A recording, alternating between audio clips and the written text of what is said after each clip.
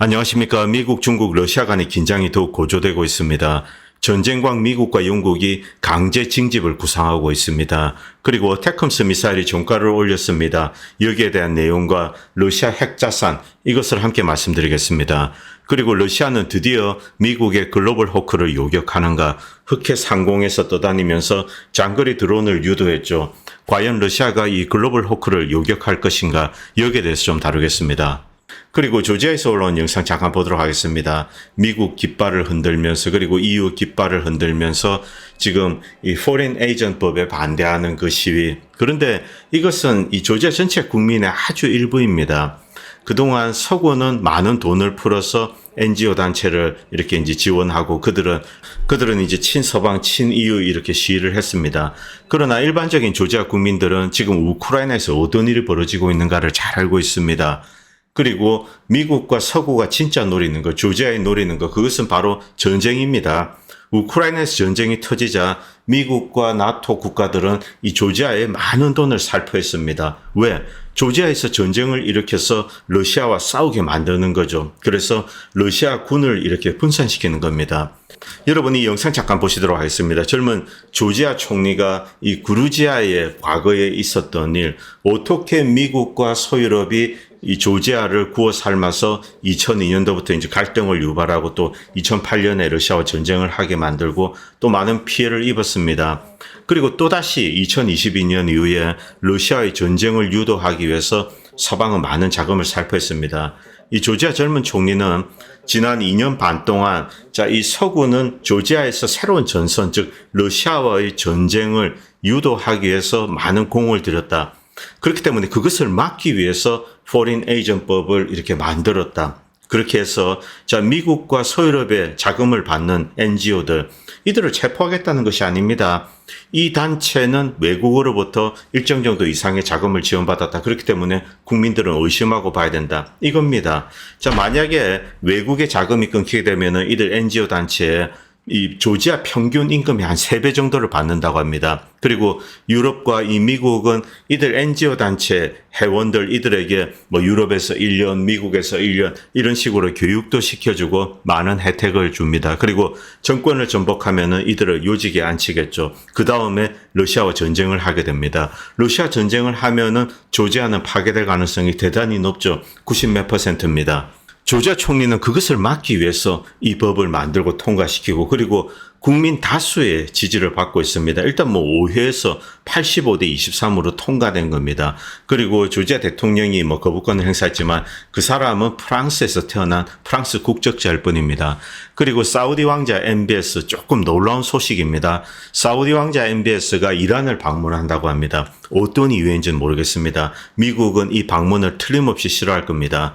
미국과 이스라엘이 경기를 일으키는 것은 이란과 사우디가 화해를 하는 겁니다. 이것은 미국 입장에서는 용납을 할 수가 없는 겁니다. 이란과 사우디가 이 적성 관계에 있어야지 미국은 많은 무기를 이제 사우디에 팔 수가 있습니다. 그리고 사우디를 통제하기가 쉽죠. 그런데 사우디 MBS나 그리고 아랍에미레이트, 카타르 이런 국가들은 오히려 이란과 화해하기 위해서 물밑에서 노력하고 있습니다. 미국을 무시하고 있죠. 그리고 이것의 대전제는 브릭스입니다. 브릭스를 통한 새로운 교육 시스템. 사우디가 단순히 미국과 거리를 두기 위해서 이런 행동을 한다고 생각하지 않습니다. 군사 지정학적인 요인도 있지만 경제적인 요인도 크다고 생각합니다. 이 사우디가 미래를 걸어야 될 시장, 그 시장은 일단 사우디에 가장 많은 오일을 수입하는 국가는 중국입니다. 이런 브릭스 진영에 발을 담기 위해서 이런 행보를 한다. 이런 해석들이 많이 있습니다. 그리고 이것은 풍자짜리입니다. 미국이 이렇게 싸우려고 하는데 뒤에 사람이 말리고 있습니다. 야 임마 너 전쟁 너무 많이 했잖아. 미국이 뛰어들려고 하는 전쟁 이란, 북한, 러시아, 중국입니다. 그런데 미국은 전쟁을 할 수 있는 준비가 전혀 되어 있지 않습니다. 미국 사람들도 잘 알고 있습니다. 미국 국민들 대부분은 러시아나 중국, 심지어 북한, 이란 이들과 전쟁하는 것을 미친 짓이라고 생각합니다. 물론 레토릭은 좀 거칠게 하죠. 야 그놈들 말이야 악의 축 이런 이야기를 하지만 거기 가서 싸워하면 미쳤냐? 네가 가서 싸워 이렇게 답을 하죠. 그런데 미국의 이제 하원 의원들이 이 법을 바꾸려고 하고 있습니다. 어떤 법이냐 하면은 미국 국민들이, 미국 젊은이들 남성입니다. 어떤 연령대가 되면은 자동적으로 이제 어떤 군 모집에 레지스터 하는 겁니다. 자, 이것은 아직 징집은 아닙니다. 이들을 뭐 강제로 징집하겠다 이 뜻은 아니고 어떤 데이터 뱅크가 있을 겁니다. 자, 이전에는 지원을 했어야 됩니다. 그냥 뭐 그런 거 없습니다. 데이터 같은 거 없습니다. 그냥 딱 가가지고 내가 뭐 소셜 시큐리티 넘버가 이렇고 그 다음에 나는 군대에 조인하고 싶다. 그때 그 사람을 이제 등록을 하는 거죠. 이게 아니라 어떤 연령대가 되면은 이 젊은 남성 전원을 일단 이 데이터 뱅크에 집어넣는 겁니다. 어떤 목적에서 이런 짓을 할까? 미국이 필요시 징집을 하겠다. 그 의지를 드러낸 거라고 합니다. 실제 이 하원 의원들도 미국의 병력이 부족하다. 그리고 미국이 어느 시점에 징집을 해야 될 상황이 올 수도 있다. 이런 이야기를 먼저 하고 동료 의원들의 동의를 구해서 이런 이제 법을 만들 그런 걸 추진하고 있습니다. 밑에 보시면은 18세에서 26세까지 미국 국민들 모든 남성의 명단은 일단 이 데이터뱅크 징집이라고 부르긴 좀 힘들죠. 일단 그 명단을 확보를 하고 있는 겁니다. 이것을 어디에 활용할지 그것은 잘 모르겠습니다. 여기에 영주권자가 들어가는지 뭐 이런 것도 아직까지는 불분명합니다. 영주권이나 시민권을 흔들면서 뭐 불법 체류자라든가 불법 입국자 그리고 영주권자들에게 뭐 떡밥을 제공할 수는 있습니다. 아직 구체적인 내용은 나오지 않았지만 일단 이 명단에 모든 남성, 젊은 남성이 들어간다. 이것은 거의 이제 확실한 것 같습니다. 그리고 미국 정부도 이것을 추진할 것 같습니다. 그리고 영국에 대해서 말씀드리겠습니다. 리시 수낙은 조기 총선을 준비를 하고 있습니다. 이 혹자는 이 전쟁 내각을 구성하려고 하는 것이다. 혹자는 이 전쟁 내각이 만들어질 것 같으니까 리시 수낙이 빠지려고 저런다. 뭐 이런 해석을 하는 사람도 있습니다. 그러나 어쨌든 이 영국이 전쟁에 준비하고 있다. 이것은 뭐 사실인 것 같습니다. 실제로 전쟁을 하겠다 이 뜻은 아닙니다. 영국의 국방력 자체가 너무나 황폐화되어 있습니다. 뭐 프랑스, 독일 다 마찬가지입니다. 그런데 러우전이라는 고강도 전쟁이 벌어졌습니다. 이것을 보고 이제 기겁을 한 거죠. 그래서 병력 자원을 충원해야 되겠다. 이것이 반드시 전쟁을 하겠다 이런 의지는 아닐 수 있습니다. 그러나 이 러시아를 겨냥해서 미국과 영국이 대단히 공격적으로 움직이고 있습니다. 그렇기 때문에 이 전쟁과 관련된 내용이 아닌가. 위에 잠깐 보도록 하겠습니다. 18세가 되면은 의무적으로 12개월 동안 복무하도록 하겠다. 이것이 리시 수낙의 공약입니다. 갑자기 이런 공약을 왜 꺼내 들었을까? 물론 영국 국민들은 야, 저 자식이 말이야 총선 망치려고 작정을 했구나. 자, 이 보수당에서 이 모든 18세 남성은 일단 12개월 동안 군대에 가야 된다. 이런 공약을 꺼내들면은 젊은 사람들은 리시 수낙을 미쳤다고 이야기하고 저기 이제 노동당에 투표하겠죠. 그런데 아닐 수도 있다는 겁니다. 뭐 어떤 일이 벌어질지는 우리가 좀 지켜봐야 됩니다. 그러나 어쨌든 리시 수낙은 18세가 되면은 1년 동안 의무적으로 복무하도록 만들겠다.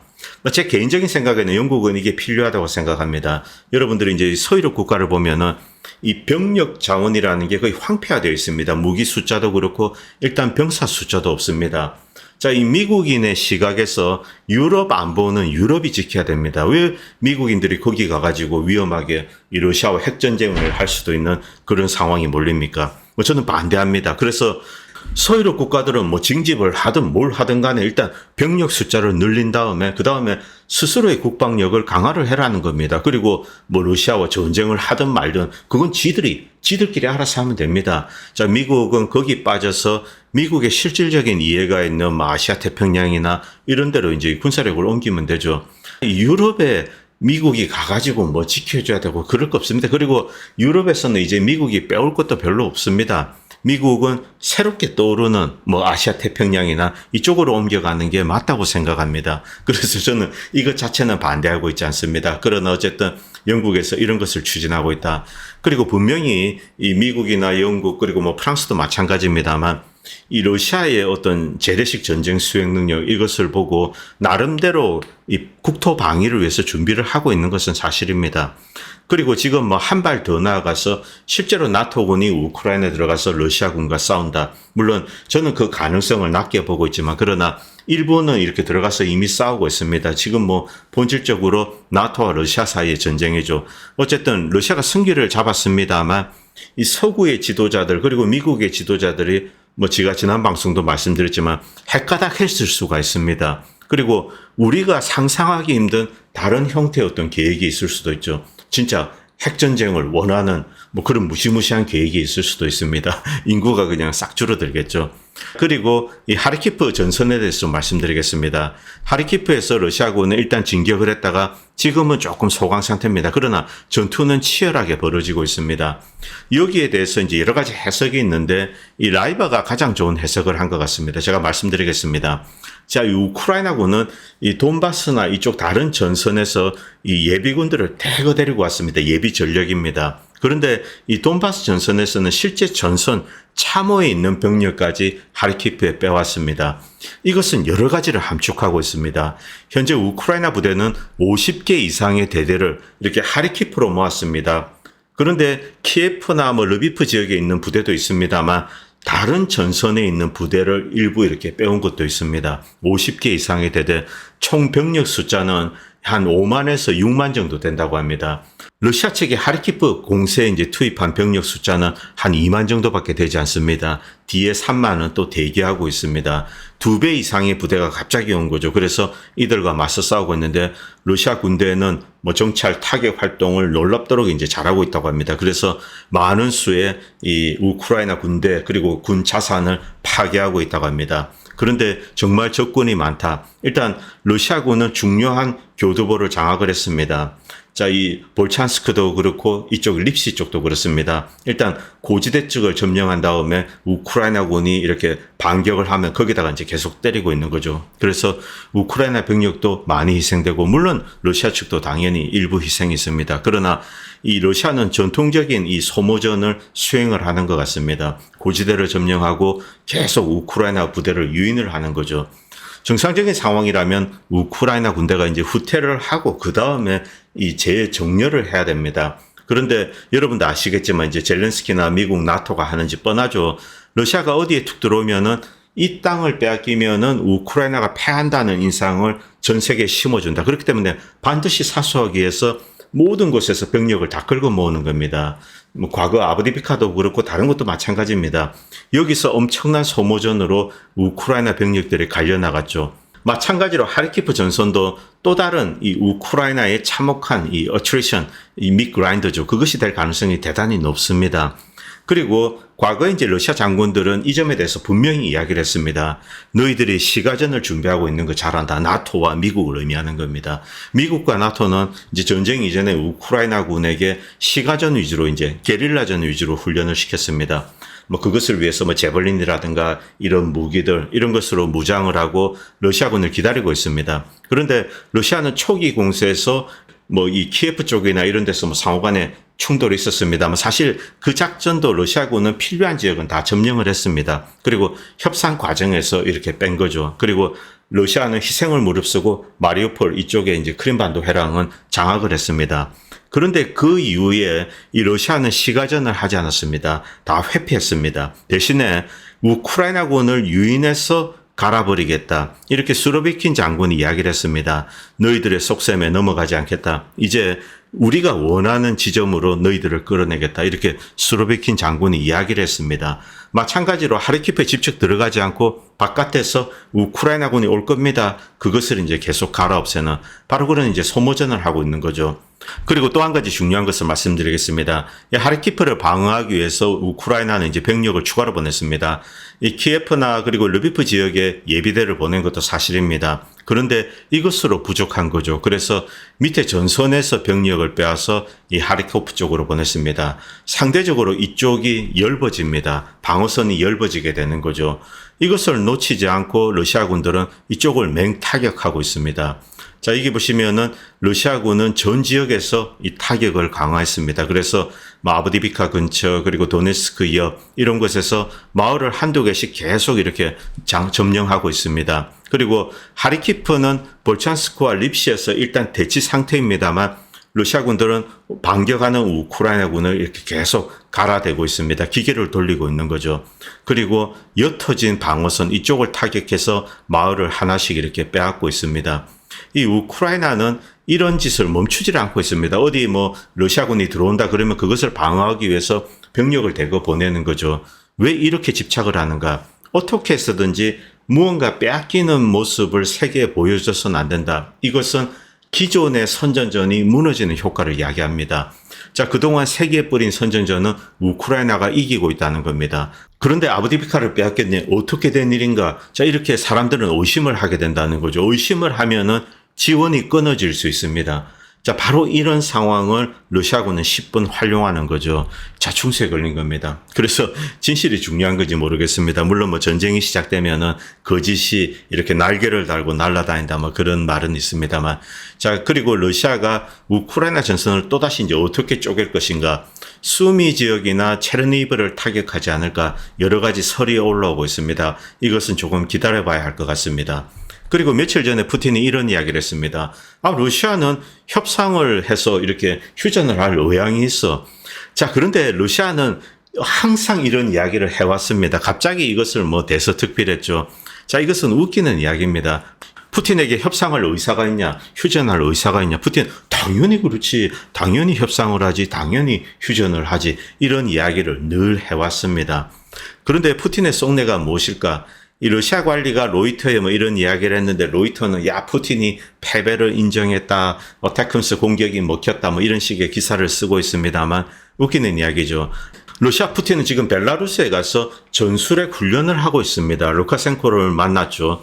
자, 이런 것을 하면서 언제든지 협상해야지. 자, 그리고 우리는 조건을 제시해서 거기에 화답을 하면 돼. 이렇게 이야기를 합니다. 뭐 이것을 이 푸틴이 이제 휴전 협상에 나선다. 이런 식으로 해석을 하는데 그런데 푸틴은 또 재밌는 이야기를 합니다. 야, 걔 젤렌스키 걔 임기 끝났잖아. 그 정권은 이제 정통성이 없어. 이런 이야기를 하죠. 그리고 가끔 이제 일론 마스크가 이런 이야기를 합니다. 뭐 러우전에 대해서 한마디 떠들고 있죠. 나토가 아직 전쟁 중단을 허용하지 않기 때문에 우크라이나는 계속 이렇게 몰락할 가능성이 높다. 계속 러시아랑 싸우면서 이렇게 쇠락해 가는 거죠. 자, 그리고 푸틴 대통령은 러시아 국민들에게 내가 평화를 제안했는데 쟤네들이 자꾸 거부해. 그렇기 때문에 전쟁을 계속 할 수밖에 없어. 이렇게 러시아 국민들에게 설득할 수 있는 명분이 주어진다는 거죠. 저도 일론 머스크가 제대로 이야기했다고 생각합니다. 그리고 이 시기에 자, 야누코비치 우크라이나 전 대통령이죠. 마이단 폭동 때 쫓겨나갔습니다. 야누코비치는 정당한 선거로 대통령에 당선이 된 사람입니다. 그런데 불법 폭력 시위로 이렇게 쫓겨났습니다.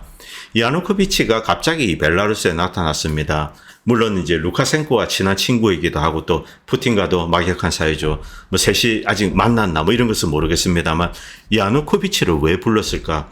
자, 혹시 이런 것이 아닌가? 지금 이제 임기도 끝났는데 젤렌스키는 선거도 안 하고 지금 대통령으로 있네.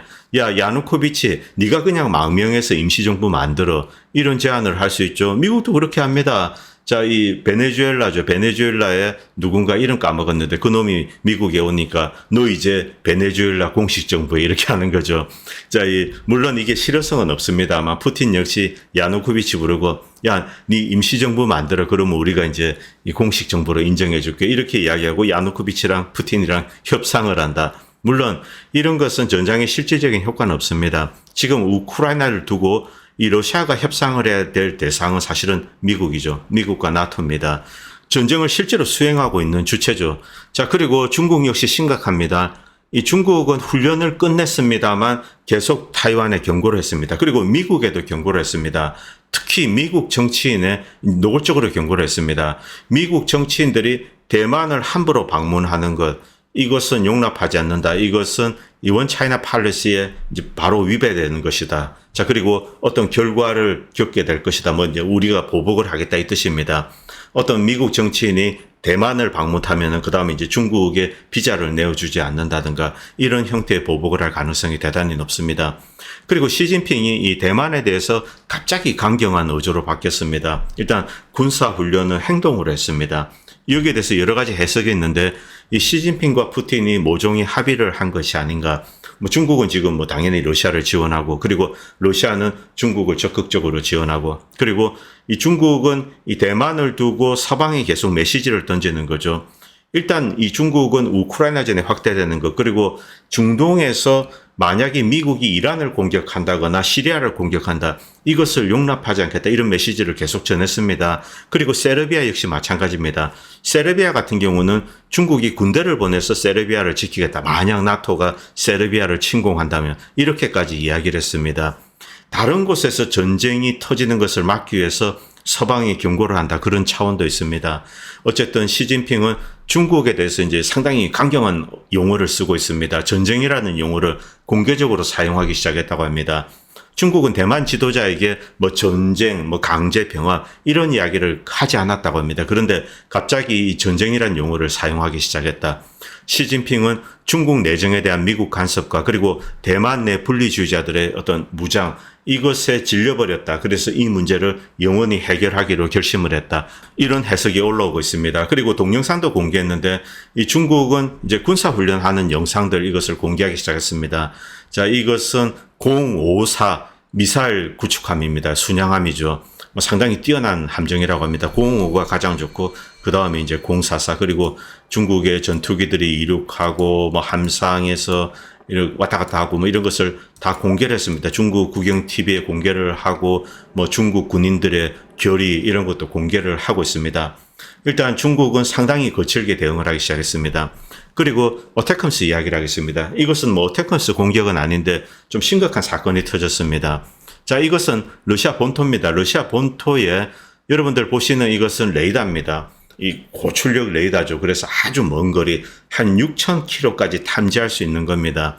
이것은 실제 러우전과는 아무런 상관이 없습니다. 이것은 뭐 미국이 어떤 바다에서 중동 지역에서 핵미사일을 쏜다. 핵잠수함을 이용해서 핵미사일을 쏜다. 이것을 포착하기 위한 것입니다. 이것은 핵 전략 자산입니다. 일반적인 전쟁에 이용하는 것이 아니라 상대 적국 미국이겠죠. 뭐 중동이나 남쪽에서 이렇게 핵미사일을 쏘았을 때 그것을 조기에 탐지하기 위해서 만든 거대 레이더입니다. 뭐 이런 레이더는 대만에도 있고 또 일본에도 있고 다 만듭니다. 국가들이 다 만드는데 그런데 통상적으로 이것은 핵자산으로 분류가 됩니다. 핵에 관련된 조기 경보 시스템이죠. 이것을 건드리는 것은 핵자산을 건드리는 겁니다. 그런데 우크라이나가 장거리 드론을 이용해서 이곳을 공격을 했습니다. 물론 피해는 입었지만은 뭐 조금 시간이 지나면은 수리는 할 수 있습니다. 자, 이것이 로우전과 별 상관도 없고 이것은 뭐 로우전에 이용되는 것도 아닙니다. 그런데 왜 이런 짓을 했을까? 여기에 대해서 이 러시아는 상당히 강경한 입장을 내놨습니다. 일단 이것을 우크라이나 군이 저질렀다 이렇게 표현하지 않았습니다. 미국이 했다라고 단정적으로 이야기를 했습니다. 일단 잠깐 보도록 하겠습니다. 바로 여기 있는 이제 이 장거리 레이더입니다. 보시면 아시겠지만 터키부터 이렇게 남쪽을 이렇게 보고 있습니다. 자, 이 터키에는 미국의 핵폭탄이 있습니다. 핵미사일은 없는데 핵폭탄이 있고 F-35가 있죠. 터키에서 미 공군기가 핵폭탄을 싣고 러시아로 날아오는 거 이것도 탐지합니다. 그리고 이스라엘 역시 핵미사일을 가지고 있습니다. 제리코 미사일이죠. 그리고 이렇게 펼치면은 인도양에 또 미군 기지가 있습니다. 파키스탄도 있고 파키스탄도 핵미사일이 있습니다. 자, 이런 모든 것을 핵 관련된 것을 이렇게 감시하기 위한 겁니다. 그리고 핵 보유국들은 그들만의 네트워크가 있습니다. 상호 간의 협약이 있죠. 이 자산은 미국 입장에서는 절대로 건드려서는 안 되는 겁니다. 반대로 유럽 내에도 미국의 어떤 장거리 레이더가 있습니다. 러시아에서 쏜 미사일을 탐지하는 그런 게 있죠. 이 경우 러시아 역시 이것을 깨도 괜찮다. 그런데 이런 핵 관련 레이더, 이 핵자산을 공격하는 것, 이것은 핵전쟁을 꾀하고 있다. 이런 메시지를 상대국에게 전달하는 겁니다. 저희 미국이 러시아의 핵공격을 준비하고 있는 게 아닌가. 이렇게 되면 러시아는 당연히 경보 시스템이 돌아가게 되고 미사일은 대기 상태에 들어가게 됩니다. 또 그러면 미국이나 주변 관련국들도 함께 이제 그렇게 들어가게 되는 거죠. 세계 불바다에 가까워지는 겁니다. 자, 이런 짓을 했는데 지금 어떻게 대응할 것인가? 자, 여기에 대해서 여러 가지 해석이 있는데 일단 러시아가 미국에 바로 직접적으로 물었습니다. 너는 무엇 때문에 이것을 공격했는가? 첫 번째. 두 번째는 어떤 의도로 이것을 공격했는가? 이렇게 물었습니다. 우크라이나를 시켜서 했다. 우크라이나가 했다. 이렇게 이야기하지 않았습니다. 미국, 너 왜 이것을 공격했냐? 이렇게 질문을 했습니다. 그리고 미국은 여기에 대해서 합리적인 답변을 하지 않는다. 이 경우는 러시아는 미국에 대해서 대응을 하겠다는 겁니다. 현재 러시아가 확전을 피하면서 미국과 지금 뭐 전쟁을 한다. 이것은 뭐 큰일 나는 거죠. 미국 입장에서도 그렇고 러시아 입장에서도 그렇습니다. 러시아가 미국과의 전면전을 피하고 보복을 하는 것 하나입니다. 바로 이 글로벌 허크죠. 글로벌 허크. 자, 글로벌 허크가 흑해 앞에서 왔다 갔다 하면서 장거리 드론을 유도를 합니다. 어태컴스는 다릅니다. 어태컴스는 유도 위성이나 정찰 자산이 필요가 없습니다. 유도 자산이 필요가 없습니다. 자체 내에 자체 GPS 가이드 시스템이 있습니다. 자, 그래서 뭐 하이마스나 이런 것을 쏘는 것은 뭐 다른 문제지만, 그런데 우크라이나의 장거리 드론, 먼 거리를 날라와서 때리는 것, 이것은 반드시 유도할 수 있는 어떤 그런 게 있어야 됩니다. 뭐 그 위성이든 혹은 이제 글로벌 호커 같은 정찰기든. 그런데 지금 흑해에서 이렇게 왔다 갔다 하면서 이런 드론들을 유도하는 것, 거의 뭐 100에 90은 이 글로벌 호크입니다. 다른 뭐 P3C 초계기나 이런 게 왔다 갔다 하지 않는다면 일단 글로벌 호크가 했다. 그리고 러시아는 이것을 단정적으로 미국이 했다라고 지금 이야기를 하고 있습니다. 그렇기 때문에 글로벌 호크가 이 장거리 드론을 유도해서 목표물에 이제 날아가도록 했다. 그래서 글로벌 호크를 때리겠다. 이렇게 미국에 통보하는 거죠. 자, 글로벌 호크가 들어오게 된다면 러시아가 이것을 요격할 가능성이 대단히 높고, 그리고 글로벌 호크가 지금 현재 러시아가 미국에 대해서 경고를 할 수 있는 가장 현실성 있고 효율적인 타겟이다. 이런 해석들이 나옵니다. 그렇기 때문에 제가 제목에 이 이야기를 좀 달았습니다. 그리고 어태컴스 이야기를 좀 하겠습니다. 어태컴스가 한 3군데에서 이렇게 좀 목표를 타격을 했습니다. 물론 한 곳은 이 포대가 뭐 한 4개 중에 3개가 파괴되고 그런 게 있습니다. 이런 것은 뭐 어떻게 보면 좀 심각하지만은 또 어떻게 보면은 별게 아닌 문제입니다. 그리고 뭐 비행장에 떨어졌는데 거기는 사실 그 이전에 러시아가 공군 자산을 뒤로 다 뺐습니다. 크림반도 내에 있는 비행장이죠. 그런데 크림반도 비행장에 있는 것은 한 2대 정도의 미그 31인가요? 이것이 이제 좀 데미지를 입었고, 나머지 한 2대는 하나는 모형 비행기, 하나는 폐 비행기입니다. 그래서 사실 의미가 없는 거죠. 그리고 러시아 공군은 그 이전에 한 2주 전입니다. 여기 있는 주력 자산들, 이것은 뭐 뒤로 다 뺀다 이렇게 이미 얘기를 했습니다. 그리고 과거에 그곳은 우크라이나 폐 공군기가 있던 곳입니다. 자, 그래서 큰 의미는 없는데 일단 이것이 나왔기 때문에 제가 어태컴스에 대해서 좀 이야기를 드리겠습니다. 자, 이것은 윌 슈라베가 올렸습니다. 도네츠크 지역에 재배치된 러시아 S-300 포대, 레이더는 S-400 레이더인데 S-300 배터리입니다. 자, 이것이 있고, 그리고 S-400이라고 사람들은 추정을 하지만 아닌 것 같습니다. 그러나 레이더는 S-400에서 쓰는 것은 맞습니다. 자, 여기에 대한 어태컴스 공격, 그런데 미사일 5개를 쏘았습니다. 그런데 4개는 격추를 했는데 하나가 이렇게 집속도 탄두가 터진 거죠. 그래서 배터리 한 4개 정도 있는데 그중에 3개는 파괴됐습니다. 유폭이 일어났습니다. 어태컴스의 보기 드문 승리다. 그리고 장거리 UAV를 이용해서 어떤 이제 핵 전략 레이더도 공격을 했습니다. 이 핵자산 레이더는 수평선의 3분의 1 정도만 볼 수 있다. 서유럽 지중해 중동에서 발사된 탄도미사일을 탐지하는 거다. 자, 그런데 우리가 보고 있는 것은 100% 나토 작전이다. 이런 증거는 충분하다. 커피와 샌드위치를 사오는 뭐 우크라이나 병사들이 있을 수는 있지만 이 어떤 이런 어태컴스 공격, 대상 선택, ISR 그리고 프레싱 버튼 누르는 겁니다. 이 전체 쏘를 운영하는 것은 미국인의 아마도 85%, 영국인 10%, 프랑스인 4% 정도가 되지 않을까. 자원봉사 용병이겠죠. 자, 이 나토 군대와 러시아 군대가 직접 충돌하고 있다. 전장 교전을 하고 있다. 명백합니다. 나토 소년들이 크리미아 부근에서 러시아 방공망을 약화시키기 위해서 계속 노력을 하고 있는데 어태컴스도 쏘고 그리고 스캘프도 쏩니다. 그들은 이미 수십 개의 클러스터 탄두 어태컴스를 소모를 했습니다. 이 방공망을 파괴하기 위해서는 클러스터 탄두를 쓰는 거죠. 그런데 실제 크림 대교를 파괴하기 위해서는 이 클러스터 탄두는 아무런 의미가 없습니다. 자, 이 단일 고폭탄을 장착을 해야 됩니다. 일단 크림반도를 공격할 때 클러스터 포탄을 쓰고, 만약 크림반도의 대공망이 약화가 되면은 그때 크림 대교를 노리게 되겠죠. 이건 역시 상징적인 의미 이상은 없다고 생각합니다. 자, 이 러시아군은 이스칸데르 한 발로 대부분의 이제 이 포대를 파괴합니다. 방공망 포대 파괴할 때 이스칸데르 한 방 딱 날리죠. 그리고 싸구려 드론만 좀 보냅니다. 그런데 얘네들은 뭐 10개, 5개 이 정도의 이제 어태컴스를 쏘는 거죠. 그리고 우크라이나는 크림대교 공격을 위한 어떤 단일 탄도가 탑재된 어태컴스 미사일을 갖고 있을 거다. 뭐 100개 중에 얼마 정도 되는지 모르겠지만 최소한 뭐 10발 이상은 있을 겁니다.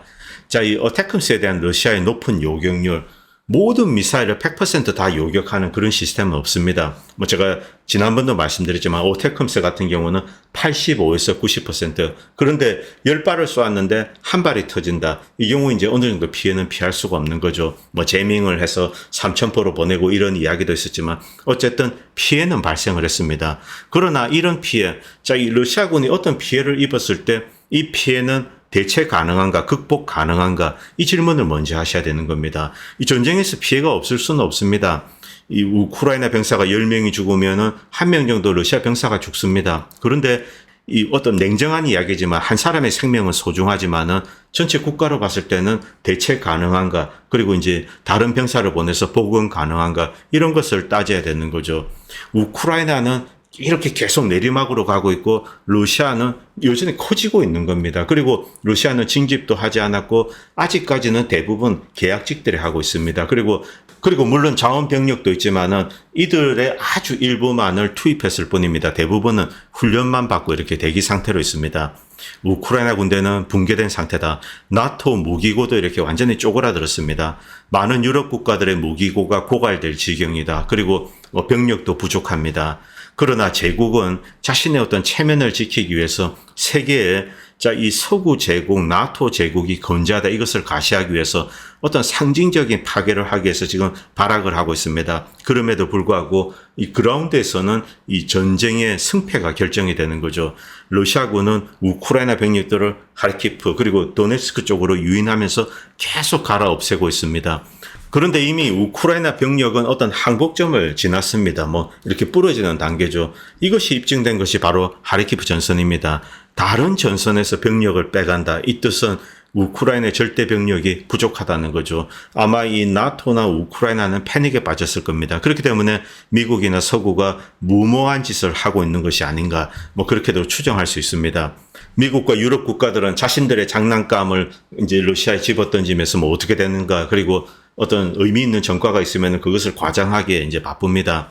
자, 그런데 러시아가 어느 시점에 보복을 한다는 것, 그리고 윌슈라이버는 과거에도 어떤 특정 시점이 되면은 미국의 정찰 자산들, ISR 자산들, 이것을 파괴하는데 본격적으로 러시아가 나설 거다.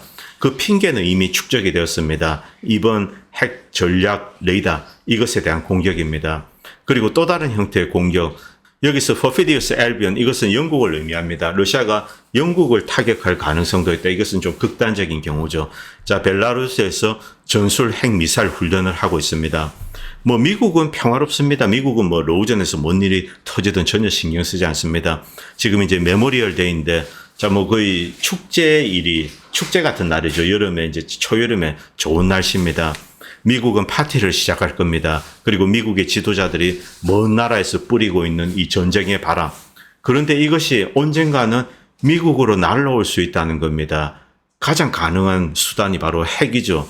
자, 미국인들은 여기에 대해서 이제 경각심을 가져야 되는데 전혀 갖고 있지 못합니다.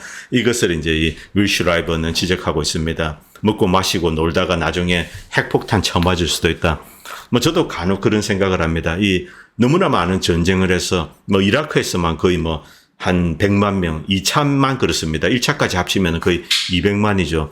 자, 이 정도의 많은 사람을 죽였는데 뭐 어떤 벌을 받는 순간이 오지 않을까. 뭐 그 벌이 어떤 건지 모르겠습니다만 그런 두려움을 저는 늘 갖고 있습니다. 오늘 방송은 여기까지 하겠습니다. 감사합니다. 안녕하십니까. 본 채널은 유튜버 수익 창출 정지로 광고나 멤버십 없이 시청자님들의 후원으로만 유지됩니다.